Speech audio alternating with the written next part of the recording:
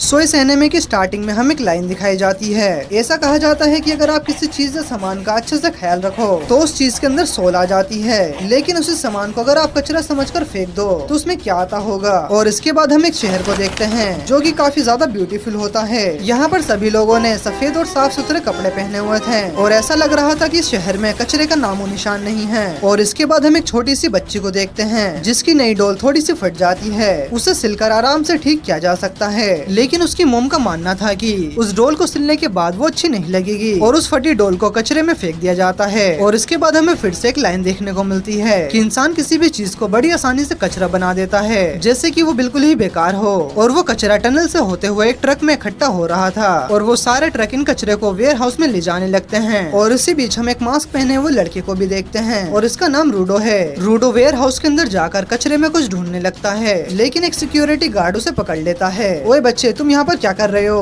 वो गार्ड समझ जाता है कि ये वही कचरा चोर है जो उनके ब्यूटीफुल सिटी को गंदा करने में लगा हुआ है। वो गार्ड सिक्योरिटी अलार्म बजा देता है और तभी वहाँ पर दो और गार्ड्स आ जाते हैं और वो रूडो को सरेंडर करने के लिए बोलता है, पर रूडो उसके ऊपर कचरा फेंक कर वहाँ से भागने लगता है और कई सारे गार्ड्स आकर उसके ऊपर फायर करने लगते हैं। लेकिन रूडो बड़े ही तेजी से उन सभी गोलियों को डॉज कर रहा था और इसी बीच और भी गार्ड्स आकर उसके ऊपर फायरिंग करने लगते हैं और तभी एक गोली रूडो के हाथ को छूकर निकल जाती है, जिससे वो थोड़ा बहुत इंजर्ड हो जाता है, लेकिन फिर भी वो दीवार को कूदकर बच जाता है। इसके बाद रूडो टनल के रास्ते बाहर आता है। अबे सालो, मैं कचरा ही तो चुरा रहा था। और हम देखते हैं कि रूडो के पास वही फटी हुई डोल होती है। और इसके बाद हम दो लड़कियों को देखते हैं और वो उसी कचरा चोर के बारे में बात कर रहे थे और उन्हें लगता है कि ऐसा घटिया काम सिर्फ ट्राइब्स के लोग ही कर सकते हैं। लेकिन तभी दूसरी लड़की उसे चुप करा देती है क्योंकि उसके बगल में ही एक ट्राइब का बंदा खड़ा था और वो उनकी बातों को नोट कर रहा होता है। देखो ये कितना गंदा है, आखिर हम इन्हें यहाँ पर आने की परमिशन देते ही क्यों हैं? इसके बाद वो एक दरवाजे के थ्रू यहाँ से चला जाता है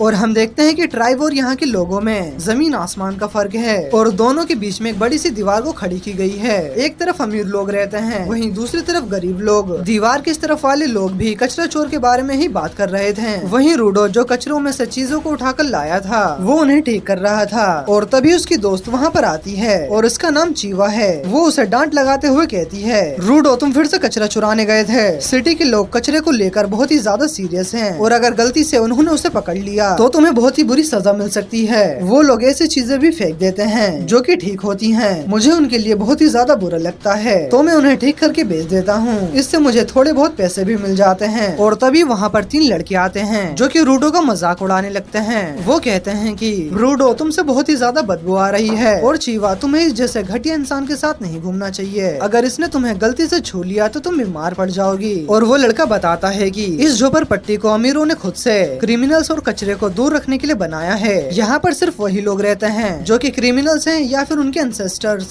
यानी कि इनके एंसेस्टर्स की सजा नहीं मिल रही है। हम लोग अपनी इमेज को सुधारने के लिए बहुत ही ज्यादा मेहनत करते हैं, लेकिन रूडो के बाप ने सब कुछ बर्बाद कर दिया क्योंकि रूडो के पिता ने कई सारे लोगों को जान से मार दिया था। ये सुनकर रूडो उस लड़के को घूर कर देखने लगता है और इससे वो लड़का डर जाता है और वो जाते जाते कहता है कि जैसा बाप वैसा बेटा। उनके जाने के बाद चीवा उसे दिलासा देते हुए कहती है कि तुम बहुत ही अच्छे इंसान हो, तुम्हें उन लोगों की बातों पर ध्यान नहीं देना चाहिए। वहीं चीवा की बातों को सुनकर रूडो शर्माने लगता है। तभी चीवा की नजर उसी डोल पर पड़ती है जिसे रूडो ने अब ठीक कर दिया था और रूडो ने दरअसल इस डोल को चीवा के लिए लाया था, पर इससे पहले कि वो उसे चीवा को दे पाता तभी उसकी मोम वहाँ पर आ जाती है और चीवा अपनी मोम के साथ चली जाती है। इसके बाद रूडो अपने घर में आ जाता है जहाँ रेक्टो पहले से ही उसका इंतजार कर रहा था। तुम ये डोल उसी लड़के के लिए लाए थे ना? हाँ देखा था मैंने, तुम कैसे शर्म के मारे लाल हो रहे थे। देखो अगर वो तुम्हें पसंद है तो साफ साफ बोल क्यों नहीं देते? पर उससे पहले ये बताओ कि तुम रात को क्या कर रहे थे? मैंने तुम्हें पहले भी मना किया है, तुम्हें ये सब करने की कोई भी जरूरत नहीं है। कमाने का काम तुम मुझ पर छोड़ दो। असल में रूडो के फादर के जाने के बाद रेक्टो ने ही उसे पाल पोस कर बड़ा किया है, इसलिए रूडो रेक्टो की बहुत ही ज्यादा इज्जत करता है और रेक्टो रूडो से मजे लेने लगता है। रूडो तुम अपने प्यार का इजहार क्यों नहीं कर देते, वरना उसे कोई और भगा के ले जाएगा। और ये सुनकर रूडो चिढ़ जाता है और वो उसके ऊपर चिल्लाने लगता है, लेकिन तभी रेक्टो की नजर उसके हाथ पर जाती है जो कि उस गोली की वजह से इंजर्ड हो गया था और रेक्टो उसे अपने कपड़े उतारने के लिए कहता है और रेक्टो तभी उसकी मरहम पट्टी कर देता है। सुनो रूडो, तुम चोरी करना बंद कर दो क्योंकि इसमें तुम्हारी जान भी जा सकती है। वहीं हम उसके हाथ को देखते हैं जो कि बिल्कुल काले पड़ गए थे और रूडो कहता है कि इसका रीजन उसका डेड है। रेक्टो बताता है कि यहाँ पर छोटे से क्राइम के लिए भी मौत की सजा दी जाती है और उन्हें मारने के लिए पिट में फेंक दिया जाता है और रूडो के फादर के साथ भी ऐसा ही हुआ था। रूडो कहता कहता है कि जब से मुझे याद है बचपन से ही मेरे दोनों हाथ ऐसे ही हैं। इसकी वजह से सभी लोग उसे बड़ी ही अजीब तरह से देखा करते थे और मेरे हाथों में कभी कभी बहुत ही ज्यादा दर्द भी होता है। इसके बाद ही रेक्टो ने मुझे ये ग्लव्स दिए थे, जिसके बाद से मेरा दर्द बहुत ही ज्यादा कम हो गया। मैं रेक्टो का एहसान जिंदगी में कभी नहीं चुका पाऊंगा। और रेक्टो रूडो से फिर से मजे लेता है। रूडो, तुम चीवा को जल्दी से प्रपोज कर दो वरना उसे कोई और भगा के ले जाएगा। और जब ये दोनों आपस में बहस कर रहे होते हैं, एक मिस्टीरियस आदमी उनके घर के बाहर खड़ा था। अगली सुबह रेक्टो उससे कहता है कि उसे चीवा से बात करते हुए टाइम पर स्माइल करना चाहिए, क्योंकि उसका चेहरा किसी डेविल से कम नहीं लगता।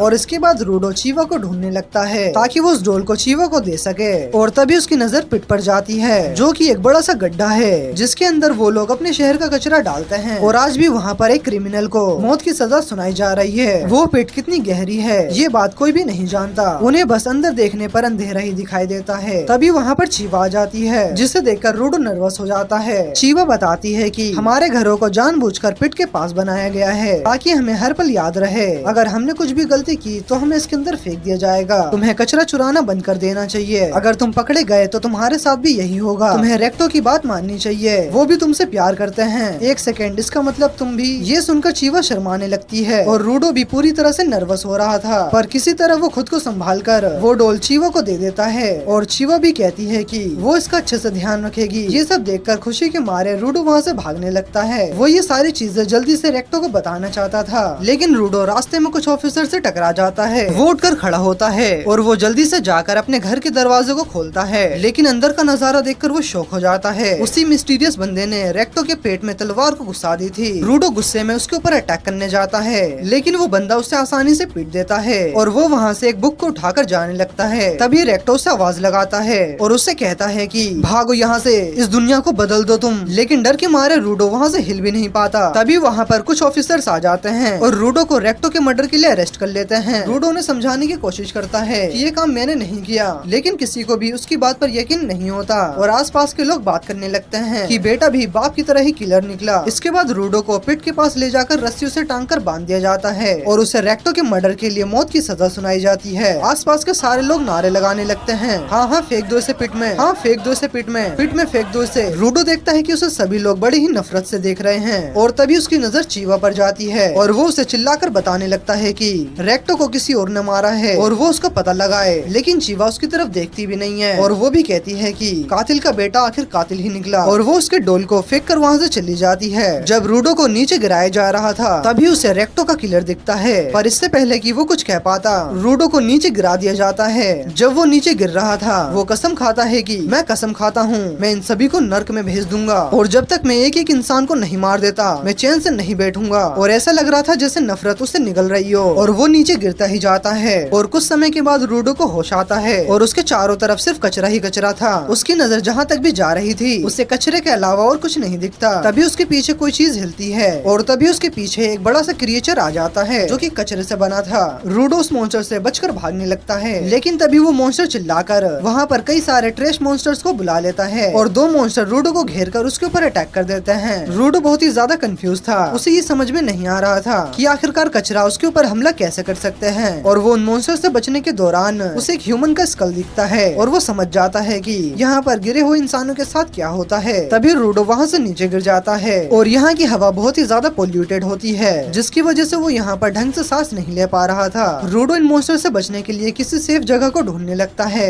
लेकिन आसपास देखने पर उसे छुपने की कोई भी जगह नहीं दिखती और अब रूडो को लगने लगता है कि वो यहाँ से बचकर भाग नहीं सकता। लेकिन तभी रूडो को रेक्टो की बात याद आती है और वो बिना उसका बदला लिए मरने वाला नहीं था जिसने रेक्टो को मारा और जिन्होंने उसे यहाँ नर्क में फेंक दिया वो उन सभी को मार डालेगा। और जब वो ये सब कुछ सोच रहा था और तभी एक मॉन्स्टर उसकी तरफ आने लगता है और रूडो बहुत ही ज्यादा गुस्से में होता है और रूडो एक मेटल पाइप को उठाकर उस मॉन्स्टर के सर पर मारकर उसे दूर कर देता है। और वहीं इन सभी चीजों के दौरान एक बंदा रूडो के ऊपर नजर रख रहा होता है। वहीं रूडो अपने मेटल पाइप से उन मॉन्स्टर से लड़ने की कोशिश कर रहा था, लेकिन वो उनका कुछ ज्यादा खास नहीं बिगाड़ पाता। तभी एक मॉन्स्टर उसके ऊपर हमला करता है और रूडो उड़ता हुआ काफी दूर जाता है। उस कचरे के ढेर में उसे एक स्टॉप का साइन मिलता है जिसे वो मॉन्स्टर के ऊपर फेंक देता है और फाइनली उसे थोड़ा बहुत डैमेज कर पाता है, लेकिन वहाँ की टॉक्सिक हवा की वजह से वो ज्यादा देर तक ऐसे नहीं लड़ सकता था और उसको कमजोर पड़ता हुआ देखकर दोनों मॉन्स्टर उसके ऊपर एक साथ अटैक करते हैं। और तभी रूडो को एक मेटल की शीट मिल जाती है जिसकी मदद से वो एक मॉन्स्टर को बीच में से ही काट देता है और एक ब्लास्ट के साथ वो मॉन्स्टर वहीं पर मारा जाता है। रूडो को यकीन नहीं होता कि उसने एक ट्रेश मॉन्स्टर को मार दिया, लेकिन तभी एक और मॉन्स्टर उसके सामने आ जाता है और ये वाला मॉन्स्टर पिछले वाले से कहीं ज्यादा बड़ा था। तो रूडो उससे बचकर दूर भागने लगता है, लेकिन वो मॉन्स्टर अपने पैर से जमीन पर अटैक करता है और शॉक वेव की वजह से रूडो गिर जाता है और वो सीधा उसी इंसान के सामने गया था जो कि उसे दूर से देख रहा था। वो बंदा पहले रूडो को उठाकर एक खींचकर लात मारता है और फिर वो उसे एक जबरदस्ती गैस मास्क पहना देता है। रूडो उस बंदे को थैंक्स कहता है और फिर उससे पूछता है कि वो लोग आखिर हैं कहाँ और ये मॉन्स्टर्स क्या चीज हैं, लेकिन वो बंदा उसे इशारे करके चुप रहने के लिए कहता है। लेकिन ये देखकर रूडो भड़क जाता है और जोर जोर से चिल्लाने लगता है। वो कहता है कि पहले तो मुझे यहाँ पर फेंक दिया गया और फिर उसके ऊपर ये मॉन्स्टर्स मेरे ऊपर हमला करने लग गए। आखिरकार यहाँ ये सब क्या चल रहा है। उसकी बड़बड़ सुनकर उस बंदे को भी गुस्सा आ जाता है और वो भी उल्टा उसके ऊपर चिल्लाने लगता है। वो उससे कहता है कि तुम लोगों ने ही ये कचरा यहाँ पर फेंका है और मैं तुम्हें कब से चुप रहने के लिए बोल रहा हूँ, पर अब उस ट्रेश मॉन्स्टर ने हमें सुन लिया। वो कचरे से बने हुए मॉन्स्टर्स हैं, तो तुम उन्हें ऐसे ही खत्म नहीं कर सकते और ये मॉन्स्टर्स लोगों के साउंड पर रिएक्ट करते हैं, इसलिए मैं तुम्हें कब से चुप रहने के लिए बोल रहा था, पर तुमने सब कुछ बिगाड़ दिया। ये सब तुम्हारी गलती है।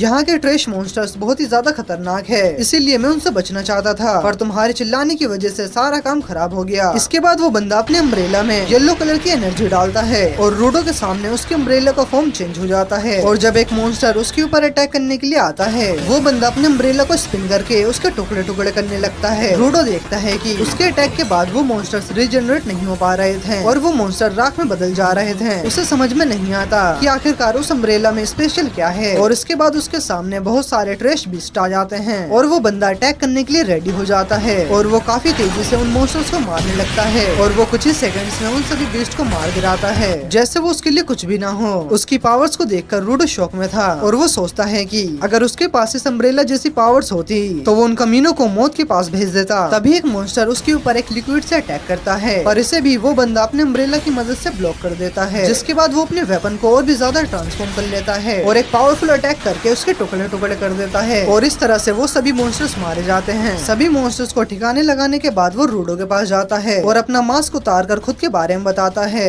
वो उसे बताता है कि उसका नाम इंजन है और वो एक क्लीनर ग्रुप का मेंबर है, लेकिन मास्क उतारने की वजह से इंजन को भी सांस लेने में दिक्कत होने लगती है। लेकिन रूडो की हालत कुछ ज्यादा अच्छी नहीं थी और वो वहीं पर बेहोश होकर गिर जाता है और इसके बाद हम रूडो का एक फ्लैशबैक देखते हैं जहाँ पर वो कुछ बच्चों से लड़कर आया था। उसने उनसे कहा था कि चीजों में भी जान होती है और वो बच्चे उसके ऊपर हंसने लगे। रेक्टो पूछता है क्या बदले में तुमने भी उन्हें मारा, जिस पर रूडो मना कर देता है। रेक्टो कहता है कि ये तुमने अच्छा किया। दरअसल रेक्टो ने ही रूडो को बताया था कि अगर तुम किसी भी चीज का अच्छे से ख्याल रखो तो उसमें सोल आ जाती है, तो रूडो को लगा कि उनमें जान आ जाती होगी। रेक्टो कहता है कि ये तो बस एक पुरानी कहानी है, लोगों ने बस अपनी चीजों का ख्याल रखने के लिए इस कहानी को बनाया होगा, पर मैं इस बात पर यकीन करता हूँ जैसे कि इस टॉवल में भी सोल है जो तुम्हें इतने अच्छे से साफ कर देता है। रूडो पूछता है कि तो उस कुर्सी या फिर उस टेबल में भी सोल होगी। रेक्टो हंसते हुए बोलता है हाँ हो सकती है। रूडो पूछता है कि क्या इन ग्लव्स में भी अगर तुम इनका अच्छे से ख्याल रखोगे तो कुछ टाइम के बाद इनमें भी सोल आ जाएगी और इसके बाद चेन शिफ्ट हो जाता है और वहीं रूडो को होश आता है तो वो देखता है कि वो चेन से बंधा हुआ था।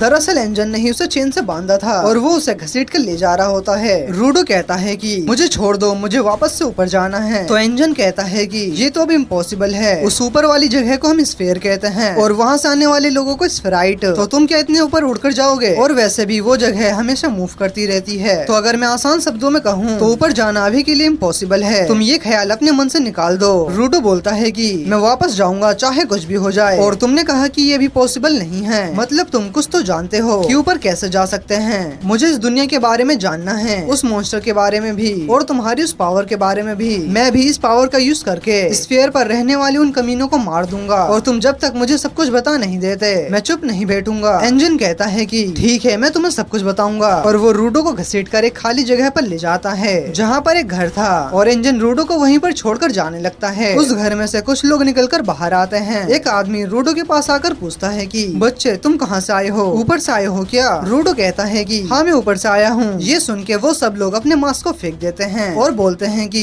क्या तुम सच में ऊपर से आए हो? मैंने आज तक ऊपर से आए किसी भी इंसान को जिंदा नहीं देखा। अरे लेकिन ये तो हमारी भाषा बोलता है, क्या ये सच में ऊपर से आया होगा? ये जरूर सच कह रहा है, हमने आज तक सिर्फ डेड बॉडीज ही देखी हैं। अरे जरा देखो तो कैसे बांधकर फेंक रखा है बेचारे को। बेचारे बच्चे को दर्द हो रहा होगा और वो लोग उसकी चेन को खोलने लगते हैं। रूडो सोचता है कि ये लोग तो उस खड़ूस इंजन से अच्छे हैं और अगले ही पल वो लोग रूडो को ट्रक में चेन से बांध देते हैं। अब ठीक है, अब ये सोने सोने का अंडा कहीं नहीं भाग सकता। असल में ऊपर से आए लोगों की बॉडीज को पिट में रहने वाले लोग काफी अच्छी कीमत में बेच देते हैं और कुछ लोग तो इनके कपड़ों के लिए भी काफी अच्छे पैसे दे देते हैं। और जबकि रूडो तो जिंदा है और ये इनके लिए सोने के अंडे से कम नहीं है। उनका बॉस रूडो से कहता है कि क्या तुम्हें पता है कि तुम जैसे इस फ्रैट को कोई क्यों ही खरीदना चाहेगा, क्योंकि हम लोग तुमसे नफरत करते हैं। तुम लोग अपना सारा कचरा यहाँ नीचे फेंक देते हो जिससे यहाँ की हवा टॉक्सिक हो गई है, बल्कि इनकी वजह से मॉन्स्टर से भी बनने लगे हैं। टॉक्सिक हवा की वजह से लोगों को अपने घर छोड़ने पड़े, इसलिए हम ऊपर वालों से बहुत ही ज्यादा नफरत करते हैं। और अब तुम्हें टॉर्चर किया जाएगा और तुम्हें सभी लोगों के सामने पीटा जाएगा। जो मुझे सबसे ज्यादा पैसे देगा तुम उसी के पास जाओगे।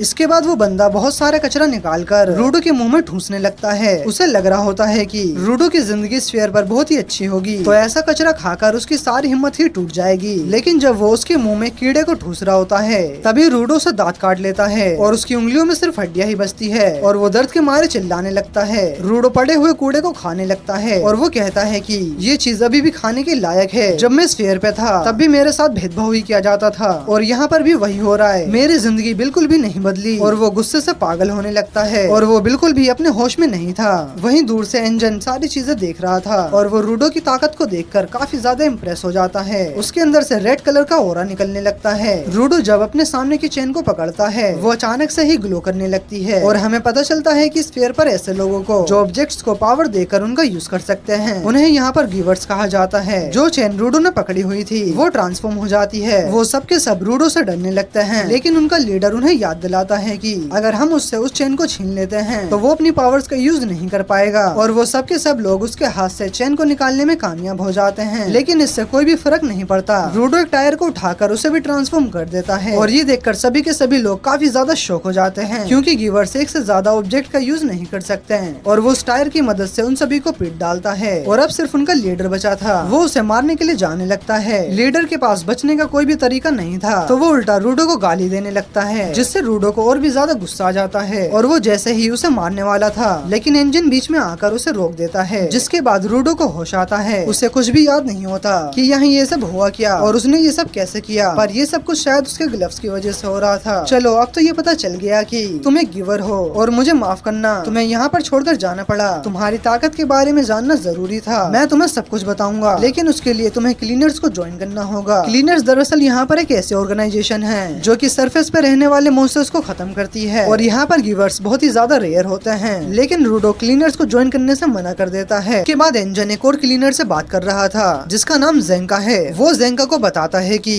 कचरे के ढेर में मुझे एक लड़का मिला है जिसकी पावर्स काफी ज्यादा यूनिक है और मैंने आज तक ऐसी पावर्स कभी नहीं देखी है और इसीलिए मैंने उसे क्लीनर्स में रिक्रूट कर लिया है। वही एंजन रूडो को एक डॉक्टर के पास लेकर जाता है जहाँ रूडो अभी भी उसके ऊपर काफी ज्यादा गुस्सा था, क्योंकि उसने अभी तक उन्हें ज्वाइन करने के लिए हाँ नहीं किया था। लेकिन ये देखकर वो डॉक्टर उसके ऊपर भड़कने लगता है और वो उससे कहता है कि तुम आखिर कचरे के ढेर में क्या कर रहे थे? अगर इस भले इंसान ने तुम्हारी मदद नहीं की होती तो तुम अभी तक मर चुके होते। और क्या तुम्हें पता नहीं कि वो जगह कितनी ज्यादा पॉइजनस और खतरनाक है? और ये सब देखकर रूडो बेचारा डर जाता है और सोचता है कि इस बुढ़े डॉक्टर से छूटने के बाद वो इंजन से बात करेगा। और असल में ये एक फीमेल डॉक्टर थी। अबे तो बुढ़ा किसे कह रहा है, मैं बुढ़िया हूँ। इसके बाद वो दोनों बाहर आ जाते हैं। मेरा इलाज करवाने के लिए थैंक्स, लेकिन मैं बस ऊपर जाना चाहता हूँ अपनी दुनिया में। अच्छा, किडनैपिंग से तुम तो ये समझ ही गए होगे कि यहाँ के लोग स्फेराइट्स को किस नजर से देखते हैं। तुम चाहो तो आसपास के लोगों से ऊपर जाने का रास्ता पूछ सकते हो, लेकिन जैसे ही उन्हें ये पता लगेगा कि तुम एक स्फेराइट हो तो तुम सोच कर देखो कि तुम्हारा हाल क्या होगा। और यहाँ पर किसी भी तरह की इन्फॉर्मेशन के लिए तुम्हें बहुत सारे पैसे देने पड़ते हैं, तो बेहतर यही होगा कि तुम चुपचाप मुझे फॉलो करो। और इसके बाद एंजन उसे मैकडी का बर्गर खिलाता है और रूडो ये देखकर काफी हैरान था कि यहाँ पर एक पूरा का पूरा शहर बसा हुआ है और उसे लग रहा था कि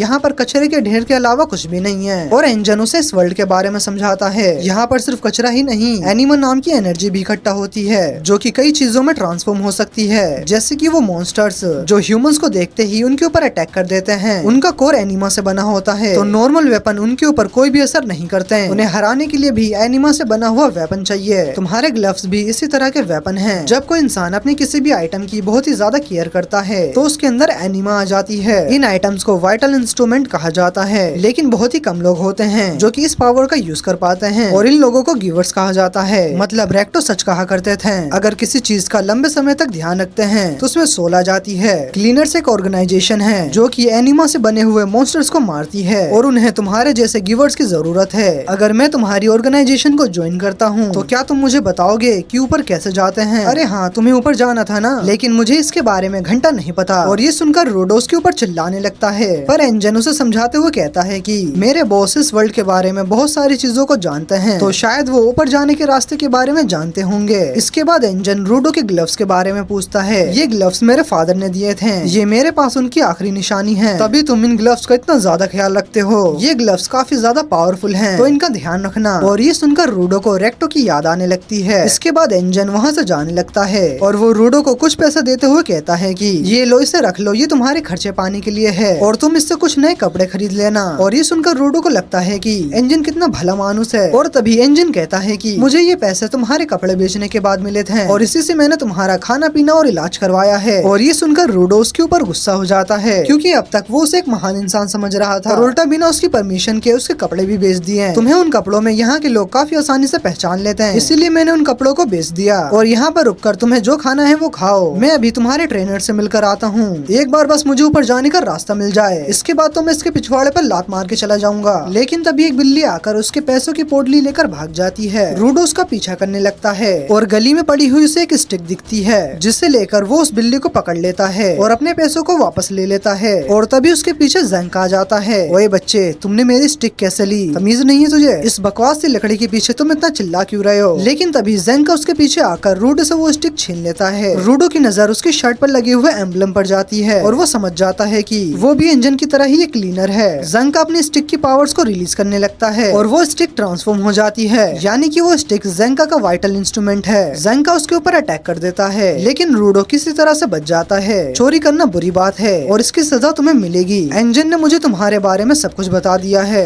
मैं कोटा क्लीनर से हूँ और मैं ही तुम्हारा ट्रेनर बनने वाला हूँ। लगता है तुम्हें सबसे पहले कुछ तमीज सिखाना होगा। क्या तुम्हारे बाप ने तुम्हें कुछ भी नहीं सिखाया? चोरी करना बुरी बात होती है। और ये सुनकर रूडो आग बबूला हो जाता है। तुम्हारी हिम्मत कैसे हुई रेक्टो के बारे में ऐसा कहने की? लेकिन तभी वो रेक्टो की बात याद करता है। रूडो, तुम्हें कुछ भी करने से पहले एक बार शांति से सोचना चाहिए। तुम्हें ये सोचना चाहिए कि सामने वाला कैसा महसूस कर रहा है। मैंने इसकी स्टिक चुराई थी, इससे तो बुरा लगेगा ही। अगर मेरे कोई ग्लव चुरा ले तो मुझे भी काफी ज्यादा बुरा लगेगा। मुझे माफ करना, मैं नहीं जानता था कि ये स्टिक तुम्हारे लिए इतनी ज्यादा इम्पोर्टेंट है। और रूडो के ऐसे व्यवहार को देखकर ज़ंका भी अपने गुस्से को भुला देता है। वैसे तुम सच कह रहे हो, मैं कुछ ज्यादा ही गुस्सा कर रहा था, माफ करना, मैं खुद को कंट्रोल नहीं कर पाया। और ये देखकर रूडो हैरान हो जाता है और उसे लगता है कि रेक्टो सिर्फ फालतू की बातें नहीं करता था। ज़ंका उसको खड़े होने में मदद करता है और वो रूडो से उसके वाइटल इंस्ट्रूमेंट के बारे में पूछता है। मेरे वाइटल इंस्ट्रूमेंट मेरे ग्लव्स हैं, पर मैं नहीं जानता कि ये क्या कर सकते हैं। सच में तुम्हारे ग्लव्स तो कमाल के दिखते हैं। इसके बाद ज़ंका रूडो को अपने वाइटल इंस्ट्रूमेंट के बारे में बताने लगता है और अब रूडो को ज़ंका अलग ही इंसान लग रहा होता है, क्योंकि वो कुछ देर पहले उससे काफी ज्यादा गुस्से में बात कर रहा था और अब वो उससे काफी अच्छे से बात कर रहा है। और वो रेक्टो की एक और बात को याद करता है। रेक्टो ने कहा था कि बात करते वक्त तुम्हें स्माइल करना चाहिए, लेकिन रूडो को स्माइल करना नहीं आता था और वो अजीब तरीके से हंसने लगता है। ये देख के ज़ंका को लगता है कि वो उसे चिढ़ा रहा है। अरे नहीं नहीं, ऐसा कुछ नहीं है, मैं तो बस स्माइल कर रहा था। लेकिन जब वो अगली बार स्माइल करता है और वो किसी डेविल की तरह स्माइल करता है और इससे ज़ंका को और भी ज्यादा गुस्सा आ जाता है। ये देखकर रूडो भी भड़क जाता है, क्योंकि वो तो बस स्माइल कर रहा था, जिसकी वजह से दोनों ही लड़ने के लिए तैयार हो जाते हैं। रूडो पास के ही कचरे के डब्बे से एक रोड को बाहर निकालता है और उसमें अपनी एनर्जी को डालने लगता है और ज़ंका भी अपनी स्टिक को ट्रांसफॉर्म करता है। ये देखकर ज़ंका हैरान हो जाता है, क्योंकि एक आदमी के पास सिर्फ एक ही वाइटल इंस्ट्रूमेंट होता है और वो सिर्फ उसे ही ट्रांसफॉर्म कर सकता है। लेकिन रूडो के वाइटल इंस्ट्रूमेंट तो उसके ग्लव्स हैं, पर रूडो अपने ग्लव से किसी भी चीज को छूकर उसे अपना वाइटल इंस्ट्रूमेंट बना सकता है और उसने ऐसा करते हुए किसी को भी आज तक नहीं देखा है। और वो समझ जाता है कि एंजन ने उसे स्पेशल क्यों कहा था, लेकिन अभी भी उसे ये लग रहा होता है कि रूडो उसे हरा नहीं सकता। और सबसे पहले ज़ंका रूडो के ऊपर अटैक करता है। रूडो उसके अटैक को ब्लॉक करने की कोशिश कर रहा था, लेकिन ज़ंका की स्पीड उससे कहीं ज्यादा तेज थी और फाइट के दौरान रूडो ज़ंका के ऊपर हल्का सा बस स्क्रैच ला पाता है, लेकिन ज़ंका उसके ऊपर अटैक करके उसे जमीन पर पटक देता है और ज़ंका देखता है कि उसके गाल पर किसी भी तरह का स्क्रैच नहीं था, बल्कि वो पोटी थी। अबे ये क्या है बे? दरअसल रूडो एक पाइप का यूज कर रहा है जिसके ऊपर पोटी लगी है, क्योंकि रूडो एक टॉयलेट प्लंजर का यूज कर रहा था। ये टॉयलेट प्लंजर किस चिड़िया का नाम है? अबे गधे, जिसका तू इस्तेमाल कर रहा है। अबे उससे टॉयलेट साफ करते हैं गधे, मुझे ये सब नहीं पता, मुझे तो बस तुम्हें पीटना है। अब अटैक करने की बारी मेरी है और ज़ंका अपनी पूरी जी जान लगाकर उस पोटी से बचने की कोशिश कर रहा होता है और वो डर के मारे यहाँ से वहाँ भागने लगता है। रूडो सोचता है कि आखिर ये ज़ंका इससे डर क्यों रहा है। इसके बाद वो ज़ंका का पीछा करने लगता है। ज़ंका काफी देर तक उसके अटैक से बचने की कोशिश करता है, लेकिन रूडो अपने मिशन में कामयाब हो ही जाता है और पूरी पोटी ज़ंका के मुंह पर जाकर गिरती है और इस खतरनाक अटैक की वजह से ज़ंका वहीं पर ढेर हो जाता है। थोड़ी देर के बाद वहाँ पर इंजन आता है और जब उसे पता लगता है कि यहाँ पर क्या हुआ है, वो जोर जोर से हंसने लगता है। ज़ेंका शर्म के मारे अपने मुंह को छुपा कर रखता है और रूडो भी सदमे में था और उसे अब तक लग रहा था कि वो कोई नॉर्मल से स्टिक होगी और वो उसी स्टिक से ज़ेंका से लड़ रहा था। चलो तुम्हारी मुलाकात जैसी भी थी, पर अब यही तुम्हारा ट्रेनर होगा। ये हमारा काफी टैलेंटेड गीवर है जो कि वाइटल इंस्ट्रूमेंट के बारे में बहुत कुछ जानता है। वहीं ज़ेंका ये जानकर बहुत ही ज्यादा खुश हो जाता है कि एंजन उसके बारे में इतना ज्यादा अच्छा सोचता है। लेकिन वो तीनों कार में अकेले नहीं थे। तभी एक लाल बालों वाली लड़की पीछे से आती है और वो रूडो के बालों के साथ खेलने लगती है, जिसकी वजह से रूडो काफी ज्यादा नर्वस हो जाता है क्योंकि आज तक उसके इतने पास कोई भी लड़की नहीं आई थी। इसका नाम रियो है और ये भी एक गिवर है और एंजन इन सभी को क्लीनर्स के हेडक्वार्टर की तरफ ले जा रहा था। और ये पार्ट यहीं पर खत्म हो जाता है। अगर वीडियो पसंद आई होगी तो वीडियो को लाइक और चैनल को सब्सक्राइब जरूर कर देना। सो मिलते हैं नेक्स्ट वीडियो में।